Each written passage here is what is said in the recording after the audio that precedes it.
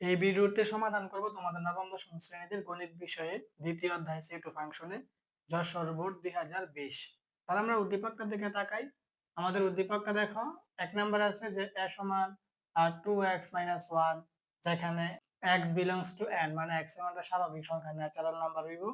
আর দুই নম্বর হচ্ছে আমাদের b সমান দ্বিতীয় বন্ধনী x বিলংস টু n, যেন x স্কয়ার লেস দ্যান 10, এবং সি সমান হচ্ছে দ্বিতীয় বন্ধনী x বিলংস টু n, যেন 2 less than x less than or equal 7 এবং মৌলিক সংখ্যা।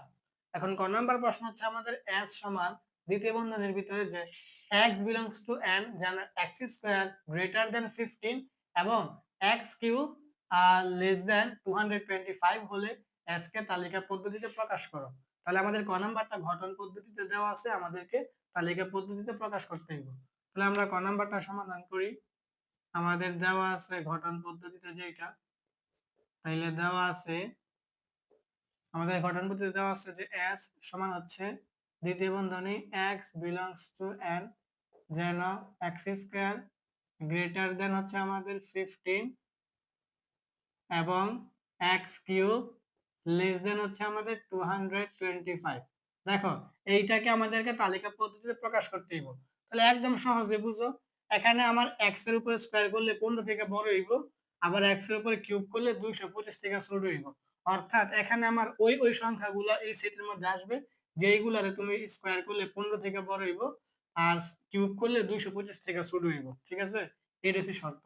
এখন যদি আমি ন্যাচারাল নাম্বার মানে স্বাভাবিক সংখ্যা আমি যদি 1 থেকে ভাবি, তাইলে 1 এর উপরে যদি আমি স্কয়ার করি তাহলে কিন্তু আমার 1 হইব। তাহলে 1 কিন্তু আর 15 থেকে বড় হয় না। পরে যদি আমি 2 এর কথা ভাবি, তাহলে 2 এর উপর স্কয়ার করলে কিন্তু কত হইব? 4 হইব। আর 4 কিন্তু আমার 15 থেকে বড় হয় না। তাহলে আমি 3 দিয়ে শুরু করি। এখন আমি এখানে লিখতে পারবো যে দেখো x সমান 3 হলে,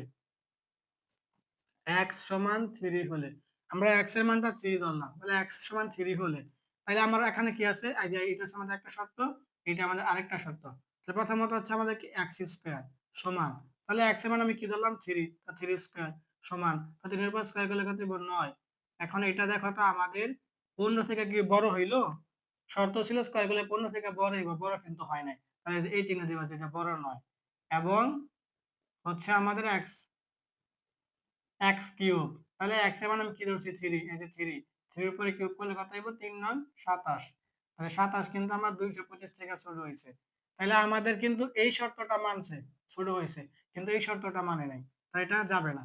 পরে আমি লিখবো যে x সমান 4 হলে, x সমান 4 হলে তাইলে এখন আমার এখানে হচ্ছে x স্কয়ার, তাহলে হবে কি হবে 4 স্কয়ার, তাহলে কত হইব 16, তাহলে 16 এটা হচ্ছে আমাদের কি 15, এটা কিন্তু আমার শর্ত পূরণ হইছে। এবং x কিউব, তাহলে আমার কি হবে 4 কিউব, তাহলে কত হবে, এটা 4 এর উপরে কিউব করলে 64, আর 64 কিন্তু এখানে কিন্তু আমার শর্ত পূরণ হয়েছে, এটা কিন্তু আমার অন্তর্ভুক্ত হইব। এই যে এইটা কিন্তু আমাদের অন্তর্ভুক্ত হইব, না টিক চিহ্ন দিয়ে রাখলাম। ঠিক আছে, এমনিতে এটা দিতে হবে না, বোঝানোর জন্য দিলাম টিক চিহ্ন, মানে এটা আমাদের অন্তর্ভুক্ত হইলো।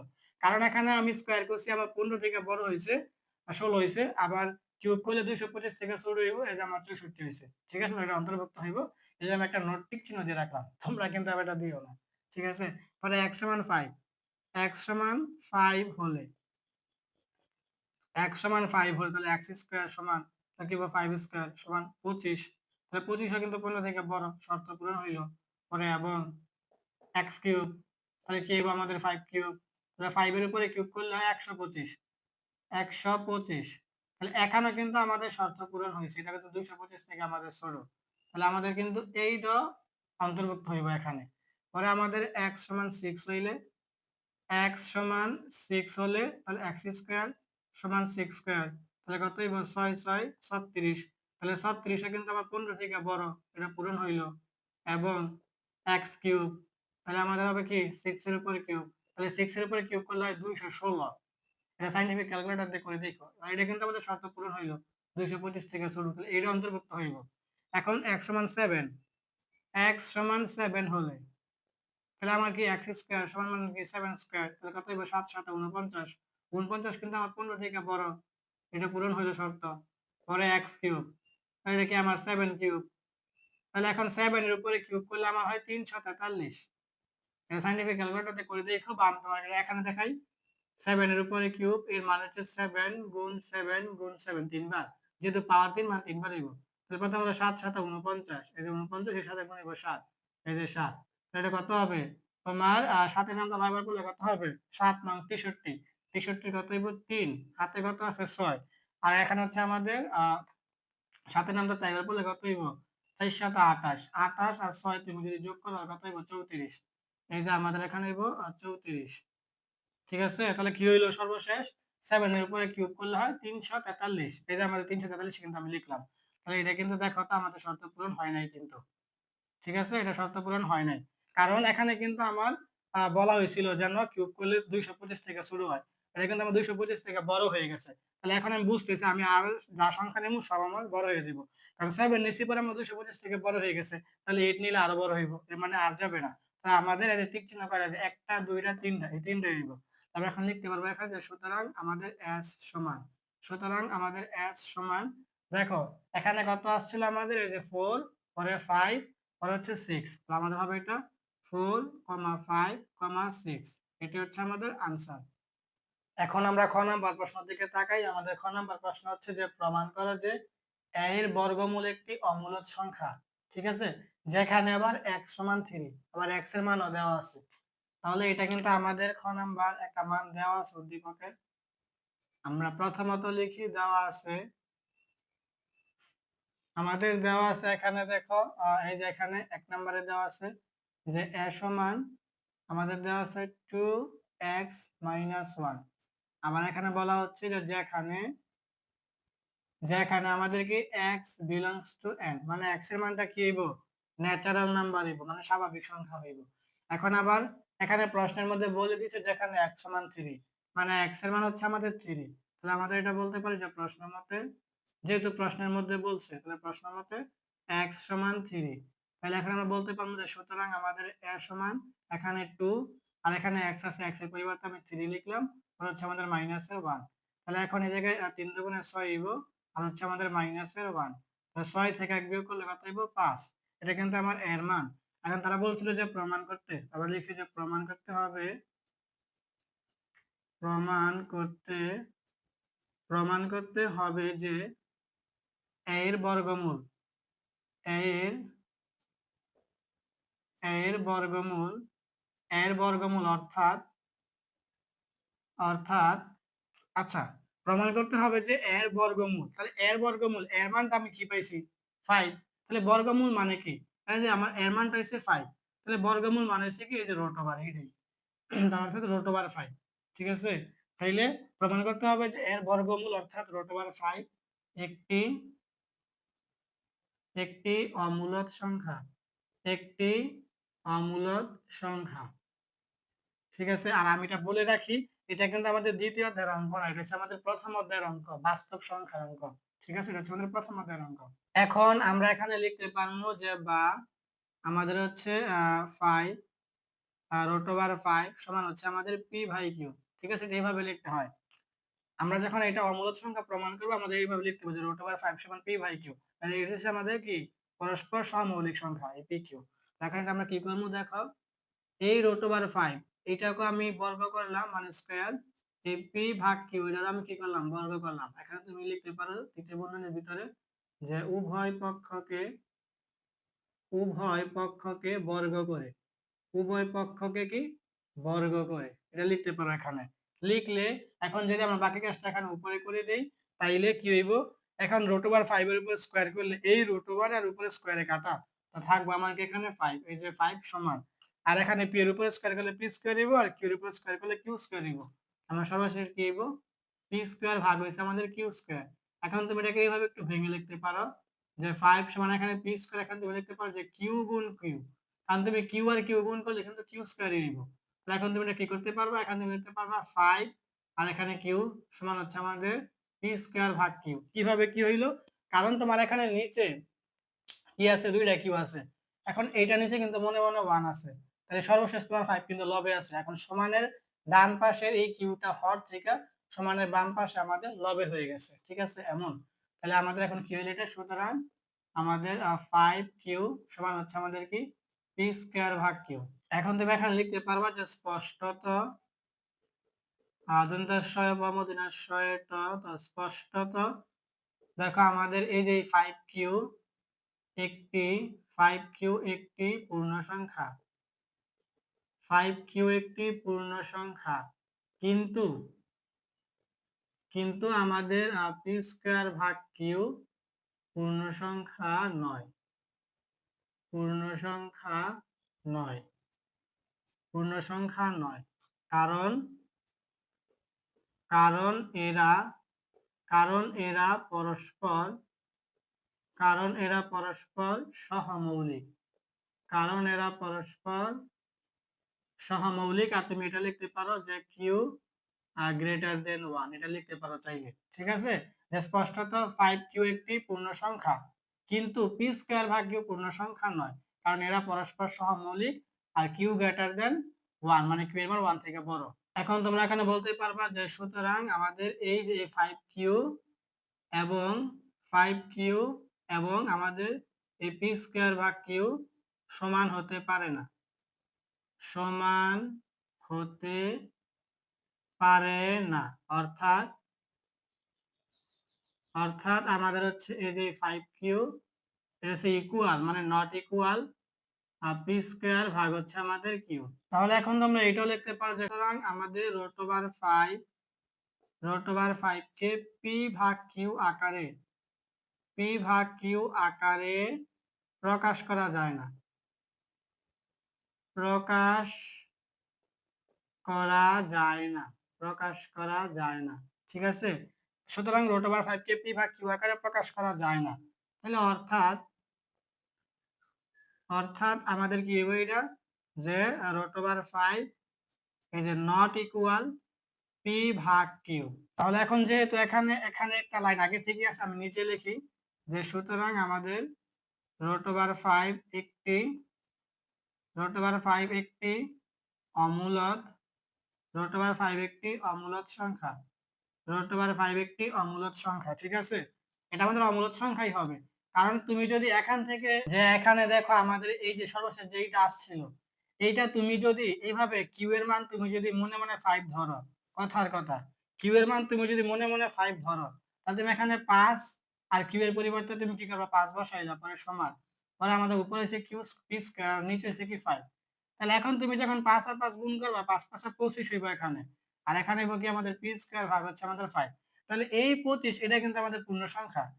এখানে উপরে পি স্কয়ার আর নিচে হচ্ছে আমাদের কিউ এর মান হচ্ছে কি আমাদের 5।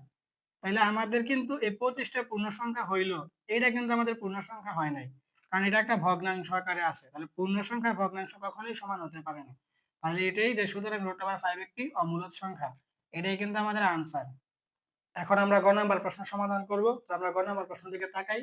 আমাদের গ নাম্বার প্রশ্ন হচ্ছে যে s সমান দ্বিতীয় বন্ধনী প্রথম বন্ধনীর ভিতরে x, y যেন x belongs to b, মানে x এর মানটা b থেকে আসবে, এবং y belongs to c মানে y এর মানটা c থেকে আসবে। এবং আমাদের শর্ত হচ্ছে যে y সমান x plus 1 কে তালিকা পদ্ধতিতে প্রকাশ করো এবং ডোমেন ও রেঞ্জ নির্ণয় করো। তাহলে আমাদের এখানে কি লাগবে, x এর মানটা b থেকে, y এর মানটা c থেকে, তাহলে আমাদের b আর c এর মানটা লাগবে। তাহলে এটা হচ্ছে আমাদের গ নাম্বারটা। দেখো আমাদের গ নাম্বার আমরা লিখে দেওয়া আছে, আমাদের উদ্দীপকের মানগুলো দেওয়া আছে, আমরা লিখলাম দেওয়া আছে আমাদের। দেখো প্রথমত বি লাগবে, এই যে এখানে 2 নম্বরে বি দেওয়া আছে। দেখো 2 নং এর মধ্যে আমাদের বি সমান দেওয়া আছে হচ্ছে দ্বিতীয় বন্ধনীর ভিতরে x belongs to n মানে ন্যাচারাল নাম্বার স্বাভাবিক সংখ্যা, x স্কয়ার আমাদের হচ্ছে লেস দেন 10। দেখো এইটার মানে কি, আমরা এখানে সুতরাং বি দিয়ে দেই। সুতরাং আমাদের বি সমান, এখন আমাদের x এর মান হবে ন্যাচারাল নাম্বার স্বাভাবিক সংখ্যা। এখন x স্কয়ার লেস দেন 10 মানে x এর উপর স্কয়ার করলে তোমার 10 থেকে শুরু হইব, অর্থাৎ তোমার যেই যে সংখ্যার উপর স্কয়ার করলে 10 থেকে শুরু হইব ওইগুলো আইব। যদি আমি 1 এর কথা ভাবি, তাহলে 1 এর উপর স্কয়ার করলে 1 হইব, তাহলে 1 কিন্তু 10 থেকে শুরু। 2 এর উপর স্কয়ার করলে 2 দুগুণে 4 হইব। ঠিক আছে, তাহলে 4 ও কিন্তু আমার 10 থেকে শুরু। 3 এর উপর স্কয়ার করলে হইব 3 3 9, 9 ও কিন্তু আমার কি 10 থেকে শুরু, আর আসবে না। 4 কিন্তু আসবে না, কারণ 4 এর উপরে স্কয়ার করলে কিন্তু 4 4 16 হয়ে যায়, 16 কিন্তু আমার 10 থেকে বড় হয়ে যায়, কিন্তু আমার কিন্তু 10 থেকে ছোট হইতে হইব। তাহলে এগুলো হচ্ছে আমাদের বি এর মান। পরে হচ্ছে আমাদের সি এর মান এখানে দেওয়া আছে, দেখো ঘটন পদ্ধতিতে আমরা লিখি, এবং আমাদের হচ্ছে সি সমান দেওয়া আছে হচ্ছে আমাদের x belongs to n মানে ন্যাচারাল নাম্বার স্বাভাবিক সংখ্যায় যেন 2 2 less than x less than or equal 7 এবং হচ্ছে আমাদের মৌলিক সংখ্যা, এবং হচ্ছে আমাদের কি মৌলিক সংখ্যা, মৌলিক সংখ্যা।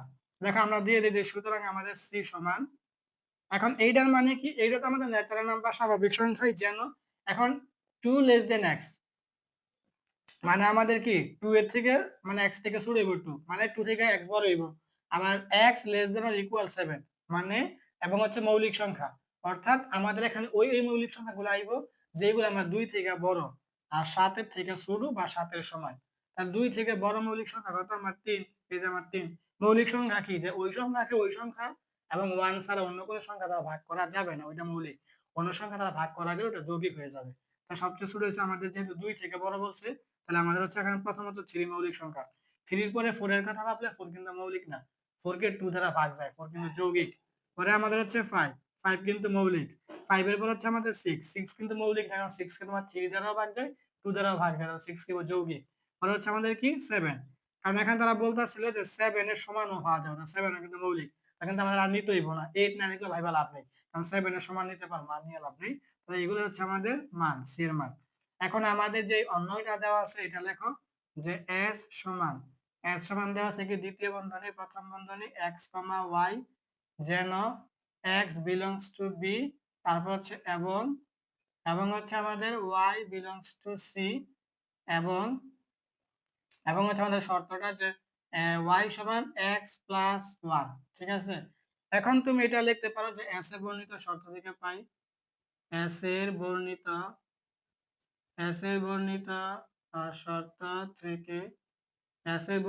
শর্ত থেকে, পাই এই যে শর্তটা কি আমাদের y সমান x প্লাস 1, এটা হচ্ছে আমাদের শর্ত। এখন আমরা উপরে কাজটা করি যে এখন প্রত্যেক x belongs to b, x belongs to b না, এই যে কোথায় আমাদের, এই যে আমাদের x belongs to b, অর্থাৎ x belongs to b এর জন্য y সমান x প্লাস 1 এর মান নির্ণয় করি, মান নির্ণয় করি। এই কথাটা এখানে লিখে নিবা যে আমাদের এখন প্রত্যেক x belongs to b এর জন্য y সমান x প্লাস 1 এর মান নির্ণয় করি। এখন আমরা এখানে ছক আঁকতে দিব, দেখো আমরা ছকটা আঁকি এরকম। এখন আমাদের দুইটা, একটা হবে এখানে x, একটা হচ্ছে আমাদের y, আর আমরা এখানে আড়াআড়ি কয়টা আঁকবো এটা আমরা মান দেখবো কয়টা আছে। দেখো একটা দুইটা একটা তিনটা, সি এর মান একটা দুইটা তিনটা, তাহলে আমাদের ঘর আঁকতে হইব চারটা, কারণ একটা শিরোনাম দিতে হইব। এই যে আমাদের 1 2 3 আর হচ্ছে 1 4। ঠিক আছে, তাহলে এখন হচ্ছে আমাদের x আর এখন হচ্ছে y, তাহলে y সমান হচ্ছে আমাদের কি শর্ত x প্লাস 1। তাইলে আমাদের এখন এই জায়গায় x এর মানগুলো কি হবে, x এর মানগুলো আমাদের b থেকে হইব। তাহলে এই যে আমাদের b কোথায়, এই যে আমাদের b এর মধ্যে কি 1 2 3, তাহলে মানগুলো আবার আমাদের 1 2 3। এখন আমাদের এখানে শর্তটা কি আছে, শর্ত হচ্ছে আমাদের y সমান x প্লাস 1, এই যে আমাদের শর্তটা আছে এইটা, y সমান x প্লাস 1। তাহলে এখন যদি আমি এখানে মানটা বসাই, তাহলে এখানে x এর মান কি আছে 1, তাহলে তুমি x এর জায়গায় এখানে 1 বসাও, আর এখানে আছে প্লাস 1, তাহলে 1 আর 1 এ কত হয় 2, তাহলে অবশ্যই এখানে কত হবে 2। এখানে কত আছে x এর মান 2, তাহলে তুমি যেখানে x এর মানটা 2 বসাও আর এখানে আছে আমাদের প্লাস 1, তাহলে সর্বশেষ কি হলো 3 হইলো, তাহলে এখানে কত হইব 3, এখানে কত আছে 3, তাহলে x এর জায়গায় তুমি 3 বসাও, এখানে 3 আর 1 এ কত হইব 4, তাহলে এখানে হইব 4। ঠিক আছে, এখন আমার প্রশ্ন হলো এইগুলো আমরা y এর মান পাইছি, এখন আমাদের y এর মান যে আমরা পাইলাম, এখন আমাদের শর্তটা কি ছিল যে y এর মানগুলো c থেকে আইতে হইব। এখন আমরা এই মানগুলো যে নিয়েছি এগুলো আমাদের দেখতে হবে c এর মধ্যে আছে কিনা। যেমন প্রথমত যদি আমরা 2 এর কথা ভাবি, দেখো 2 আমাদের c এর মধ্যে আছে কিনা, দেখো আমাদের 2 কিন্তু c এর মধ্যে নেই, তাহলে 2 কিন্তু ধরা পড়ে গেছে, এই যে 2 ধরা পড়ে গেছে। পরে যদি আমি 3 এর কথা ভাবি, 3 কিন্তু আমার c এর ভিতরে আছে, তো এটা ঠিক আছে। পরে যদি আমি 4 এর কথা ভাবি, 4 কিন্তু আমার c এর ভিতরে নাই, তাহলে 4 ও কিন্তু আমাদের ধরা পড়ে গেছে। ঠিক আছে, তাহলে যেহেতু আমার এই 2 আর 4 এই দুইটা আমার c এর ভিতরেই নাই, তাহলে এই মানগুলা কিন্তু, তাহলে কিন্তু এই যে পুরাটা এইটা মানে যে এইটা, এই পুরাটা কিন্তু আমার এই কি সর্বশেষ কি s এর ভিতরে আসবে না, এই s এর ভিতরে এই অন্যের ভিতরে আসবে না। যেহেতু আমার এইটা আর এইটা আমার এই কি c এর ভিতরেই নাই, তাহলে আমার কি এই পুরাটা মান কি আমার s এর ভিতরে আসবে না। আমি এইভাবে লিখবো যে যেহেতু আমাদের কি আছে 2, 4 দিবা, যেহেতু 2, 4 এটা হচ্ছে belongs to not belongs to, not belongs to C, সেহেতু সেহেতু আমাদের এই পুরোটা আসবে না, যে 1,2,3,4 হচ্ছে নট বিলংস টু কি এস, ঠিক আছে। আর এটা কিন্তু আমাদের প্রথম বন্ধনীর ভিতরে লিখতে হইব, ঠিক আছে। অর্থাৎ যেহেতু আমার এই 2 আর 4, হ্যাঁ, এই 2 আর 4 আমার সি এর ভিতরেই নাই, মানে যেহেতু 2,4 নট বিলংস টু সি, সেহেতু এই যে পুরোটা 1,4 1,2 তারপরে কমা এই 3,4 নট বিলংস টু এস, মানে এস এর ভিতরে আসবে না। আমার সুতরাং এস এর ভিতরে আসতেছে কি, তাহলে সুতরাং আমাদের এস সমান হইতেছে এগুলো দ্বিতীয় বন্ধনীর ভিতরে লিখতে হইব, এগুলো কিন্তু প্রথম বন্ধনীর ভিতরে লিখতে হইব। এখন আমাদের আসবে কি শুধু এই যে এইটা, কত 2 আর 3, এই যে 2,3। এখন আমাদের বলছিল কি সর্বশেষ ডোমেন ও রেঞ্জ নির্ণয় করতে, তাহলে আমরা এখন লিখি যে সুতরাং ডোমেন ডোমেন কমা এস দাও, মানে এস এর ডোমেন। এখন তোমার ডোমেন কি, এই যে কমার আগের সংখ্যা হচ্ছে ডোমেন আর কমার পরের হচ্ছে রেঞ্জ, তার কমার আগে কি আছে 2, তাই 2 হবে আমাদের ডোমেন, ঠিক আছে। পরে হচ্ছে আমাদের কি রেঞ্জ, তাহলে এই যে আমাদের রেঞ্জ, রেঞ্জ কমা এস মানে এস এর রেঞ্জ, তাহলে কমার পরেরটা রেঞ্জ, কমার পরে গেছে 3, এই যে 3, তো এটাই কিন্তু আমাদের ডোমেন আর রেঞ্জ, তাহলে এটা কিন্তু আমাদের কি হয়ে গেল, আনসার হয়ে গেল। তাহলে এটাই ছিল তোমাদের নবম দশম শ্রেণীদের গণিত বিষয় দ্বিতীয় অধ্যায় সেট ও ফাংশনের, যা সর্বক 2020।